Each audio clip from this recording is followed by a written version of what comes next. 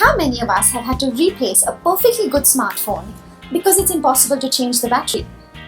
Or how many of us have had water leak into our smartphones only to be told by the authorized technicians that the cost of repairing the phone is just short of buying a new one? All this is about to change with the new right to repair framework that the central government's Department of Consumer Affairs is working on. So what is this right to repair rule and why is it important? You're watching Nuts and Bolts by Forbes India with me, Varsha Meghani. Stay tuned.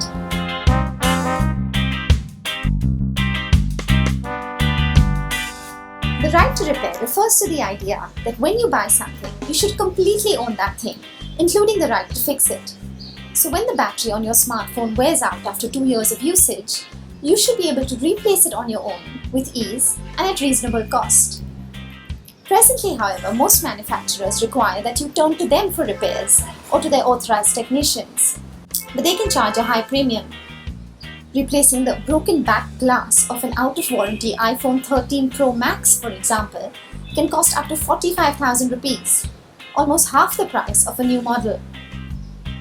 This planned obsolescence, as it's often called, serves manufacturers well because it keeps sales ticking, but not so much consumers or the environment.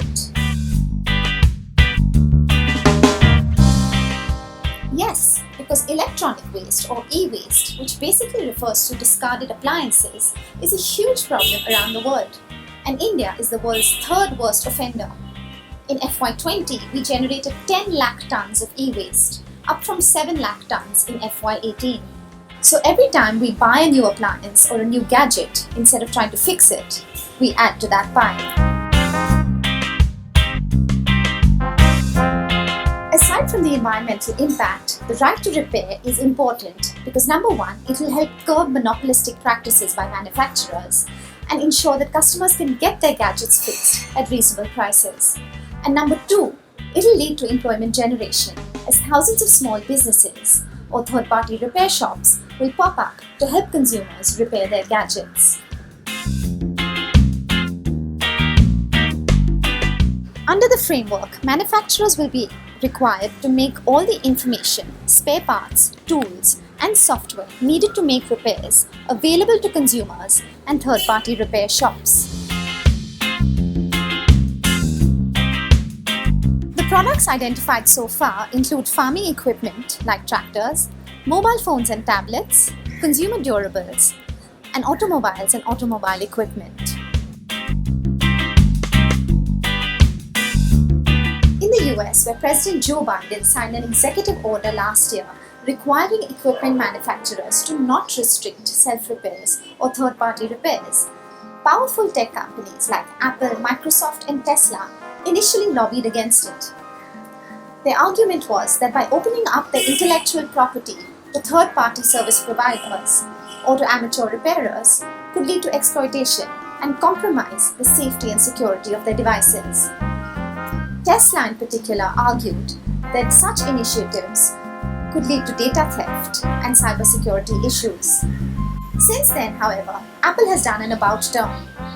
Earlier this year, it announced the launch of an online self-service repair store in the US, which would make repair manuals and over 200 individual parts and tools available to customers who are experienced to repair electronic devices. In India, we'll probably see a similar pushback initially. According to Ramesh Vaidyanathan, managing partner at Mumbai-based law firm Advaya Legal, companies that are into, quote, genuine upgradation as opposed to just incremental upgradation will continue to sell their products.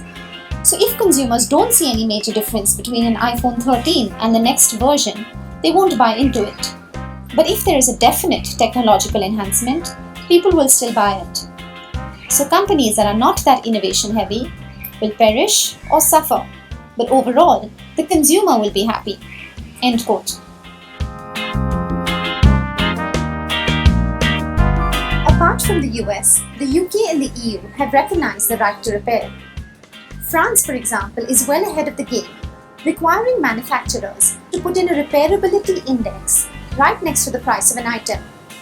So a consumer, when buying a product, can choose between product A, which might be cheaper but has a repairability index of say 3 out of 10, versus product B, which might be more expensive but has a high repairability index of say 9 out of 10.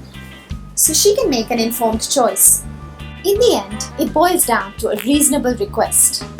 A customer bought a product, she owns it. Why can't she have the right to repair it?